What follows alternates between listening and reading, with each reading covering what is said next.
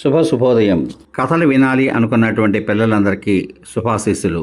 నిన్నటి వరకు మనం శ్రీ కూచిమంచి నాగేంద్రమావయ్య గారు రచించిన చందమామలో మేనమామ అనే కథల సంపుటి నుండి 23 కథలు విన్నాం. ఈ రోజు నుంచి శ్రీ చెన్నూరి సుదర్శన్ మావయ్య గారు రచించిన అమ్మ మాట అనేటువంటి బాలల కథల సంపుటి నుండి రోజు విడిచి రోజు ఒక్కొక్క కథను విందాం. ఈ రోజు అందులో భాగంగా మీరు ఈ రోజు వినబోతున్న మొదటి కథ అమ్మ మాట. ఈ పిల్లల కథల సంపుటి పేరు కూడా అమ్మ మాట. అందులో మొదటి కథ అమ్మ మాట విందామా మరి? రచన శ్రీ చెన్నూరి సుదర్శన్ మావయ్య గారు. పూర్వం సింహపురి రాజ్యాన్ని రాజసింహుడు అనే రాజు పాలిస్తూ ఉండేవాడు. అతని పాలనలో ప్రజలు సుఖశాంతులతో జీవించేవారు. కరువు కాటకాలు రాకుండా రాజసింహుడు ముందు జాగ్రత్తలు తీసుకున్నాడు. చెట్లు ప్రగతికి మెట్లు అని రాజ్యంలో చాటింపు వేయించాడు. చెట్లు నాటిన వారికి పారితోషికాలు, బిరుదులు ఇచ్చేవాడు. చెట్ల మూలంగా వర్షాలు సమృద్ధిగా కురిసేవి. చెరువులు ఎల్లప్పుడూ నీటితో నిండుగా తొణికిసలాడేవి. సింహపురిని చూసి పొరుగు దేశపు రాజైన అనంతునికి కళ్ళమంటగా ఉండేది. రాజసింహుని మార్గంలో నడుస్తూ దేశాన్ని సుభిక్షం చేసుకోవాలి అనే ప్రయత్నం చేయకుండా సుసంపన్నమైన సింహపురిని వశపరుచుకోవాలి అని కలలు కనేవాడు.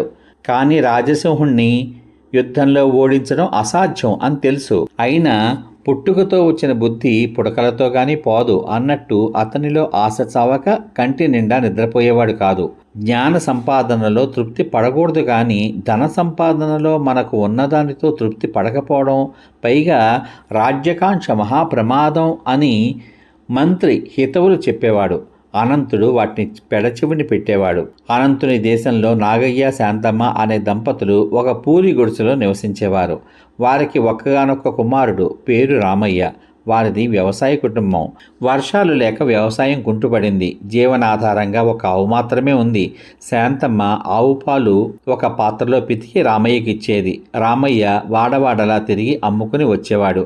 పాలలో నీళ్లు కలిపితే ఆదాయం పెరుగుతుందని నాగయ్య సలహా ఇచ్చేవాడు. శాంతమ్మ తిరస్కరించేది. అలా అన్యాయం చేయకూడదు అని నొక్కి చెప్పేది. తన దారిలోనే కొడుకు నడవాలని తప్పించిపోయేది. రామయ్యకు రాత్రిళ్ళు నీతి కథలు చెప్పేది. రామయ్య మనసులో 2 కథలు బాగా నాటుకుపోయాయి. ఒకటి సత్యహరిశ్చంద్ర, ఎన్ని కష్టాలు వచ్చినా అబద్ధం ఆడరాదు అన్నది. రెండవది భక్త ప్రహ్లాద, అన్యాయాలు చేసేవారిని కన్న తండ్రి అయినా సరే ఎదురించాలని. అమ్మ మాట పాటిస్తానని మనసులో ప్రమాణం చేసుకున్నాడు రామయ్య. శాంతమ్మ మంచితనం, పొదుపరితనంతో వాళ్ళ కుటుంబం దినదిన అభివృద్ధి చెందసాగింది. కానీ అన్ని రోజులు మనవి కావు అన్నట్లు శాంతమ్మ అకాల మరణం పొందింది. నాగయ్య సూరమ్మను 2వ వివాహం చేసుకున్నాడు. ఆమె మనసు మలినం. నాగయ్య చెప్పినట్లు నడుచుకునేది. ఒకరోజు పాల పాత్రలో నిండుగా నీళ్లు కలిపి అమ్ముకు రమ్మని రామయ్యకి ఇచ్చింది. రామయ్య ఇంటింటికి వెళ్ళి పాలల్లో నీళ్లు కలిశాయి, ఇష్టమైతే కొనండి అంటూ అడిగేసరికి ఎవ్వరూ కొనలేదు. పాలు ఎందుకు అమ్ముడుపోలేదని నిలదీసింది సూరమ్మ. రామయ్య నిజం చెప్పాడు. సూరమ్మకు బాగా కోపం వచ్చింది. నాగయ్యకు మరిన్ని చాడీలు కల్పించి చెప్పింది. ఆమె మూర్ఖపు పట్టుదలకు నాగయ్య తలవంచక తప్పలేదు. రామయ్య జేబులో ₹1 నాణెం పెట్టి న్యాయంగా నిజాలు చెబుతూ ఎలా బతుకుతావో బతుకు, చూస్తాను, పోరా పో అని కొడుకుని ఇంట్లోంచి తరిమేశాడు నాగయ్య. తండ్రిని ఎలా ఎదిరించడమా అని మనసులో ఆలోచించాడు. ఏదైనా సమయం రావాలి, అంతవరకు కాస్త ఓపిక పట్టాలి అనుకున్నాడు రామయ్య.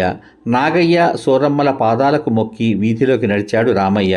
రామయ్య సింహపురి రాజు మంచితనం గురించి, అక్కడి ప్రజల గురించి తెలుసుకుని అక్కడ న్యాయంగా బతకవచ్చని సింహపురికి బయలుదేరాడు. ఊరి చివర ఒక దివ్యాంగునికి దానం చేద్దామని జేబులో వెదిగితే నాణెం దొరకలేదు. జేబుకి రంధ్రం ఉన్న సంగతి గమనించలేదు. సాయం చెయ్యలేకపోయానే అని బాధపడ్డాడు రామయ్య. బిక్కుబిక్కుమంటూ సింహపురి పొలిమేర చేరుకునేసరికి సంధ్యాసమయమైంది. రేపు బ్రతుకు తెరువు వెతుక్కోవచ్చులే అని అక్కడ కనబడిన అశ్వశాలలో నేలపై గడ్డి పరుచుకొని పడుకున్నాడు. గాఢ నిద్రలో ఉన్న రామయ్యకు మెలకు వచ్చింది. లేచి కళ్ళు నిలుపుకుని నలువైపులా చూశాడు. వెన్నెల వెలుగులో స్పష్టంగా కనబడుతున్నారు. ఎవరో ఇద్దరు అద్దంలో చూసుకుంటూ రాజసింహ రాజు మీద కుట్రలు పన్నుతున్నారు. అద్దంలో అంతా కనపడుతోందని గమనించిన రామయ్య, అయ్యలారా, నా రూపాయి నాణ్యం ఎక్కడ పడిపోయిందో కాస్త చూసి చెబుతారా అంటూ వారిని అడిగాడు. వారి రహస్య మంతనాలు ఎవరో వింటున్నారని కత్తులు తీసి రామయ్య వైపు దూసుకువచ్చారు వాళ్ళు. రామయ్య లిప్త కాలంలో వారి కన్ను గప్పి తప్పించుకున్నాడు. కానీ నగర రక్షక భటుల నుండి తప్పించుకోలేకపోయాడు. నిజం చెబుతున్నా వినకుండా వాళ్ళు రామయ్యను చెరసాలలో బంధించారు. మర్నాడు రామయ్యను విదేశ గూఢచారి అనే అభియోగంతో రాజ్యసభలో ప్రవేశపెట్టారు. మహారాజా, నేను విదేశ గూఢచారిని కాదు, పొట్ట చేతబట్టుకుని పొరుగుదేశం నుంచి వచ్చాను. నేను అబద్ధాలు ఆడేవాణ్ణి కాదు. ఇది మా అమ్మ మాట. నేను రాత్రి అశ్వశాలలో పడుకున్నాను. అక్కడ ఇద్దరు రాజు మీద కుట్రలు పన్నడం విన్నాను. వారు ఒక అద్దంలో మీ కదలికలు గమనిస్తున్నారు అని సభను కలియచూస్తుండగా గుమ్మడికాయల దొంగ అంటే భుజాలు తడవుకున్నట్లు ఒకడు మరొకని వెనకాల నక్కుతూ ఉండడం గమనించాడు. అదిగో అదిగో అతనే అంటూ ధైర్యంగా వేలెత్తు చూపించాడు రామయ్య. భటులు మెరుపు వేగంతో అతన్ని బంధించి సోదా చేశారు. మాయా దర్పణం లభించింది. అతడు అశ్వశాల సంరక్షకుడు శరభయ్య.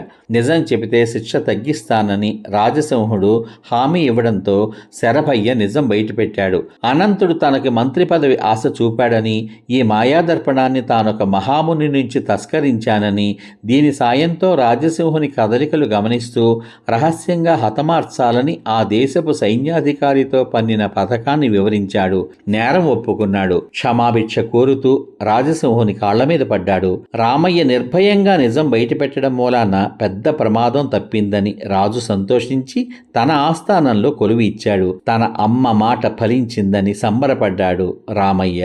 సమాప్తం. ఇంతవరకు మీరు శ్రీ చెన్నూరి సుదర్శన్ మావయ్య గారు రచించిన అమ్మ మాట పిల్లల కథల సంపుటి నుండి మొదటి కథ అమ్మ మాట అనే కథ విన్నారు. చూసారా, అమ్మ మాట వినడంలో ఎంత ప్రయోజనం ఉందో. ఏ అమ్మైనా సరే తన బిడ్డల యొక్క మంచితనాన్నే కోరుతుంది. జీవితంలో అతడు ఉన్నత స్థానానికి ఎదగాలనే కోరుతుంది. అందువల్ల మీరు కూడా మీ అమ్మ మాట జాగ్రత్తగా ఖచ్చితంగా విని పాటించండి. ఈ కథ కనుక మీకు నచ్చినట్లయితే మీ స్నేహితులకు, బంధువులకు, మిత్రులకు అందరికీ షేర్ చేయండి. ఈ కథ కింద మీకు ఇష్టమైన కామెంట్ని పెట్టండి. రేపటి భాగంలో శ్రీ చెన్నూరు సుదర్శన్ మావయ్య గారు రచించిన అమ్మ మాట అనే పిల్లల కథల సంపుటి నుండి రెండవ కథగా కోతి కుందేలు ఓ బాలుడు అనే కథ విందాం. అంతవరకు సర్వే జనా సుఖినో భవంతు. శుభమస్తు. స్వస్తి.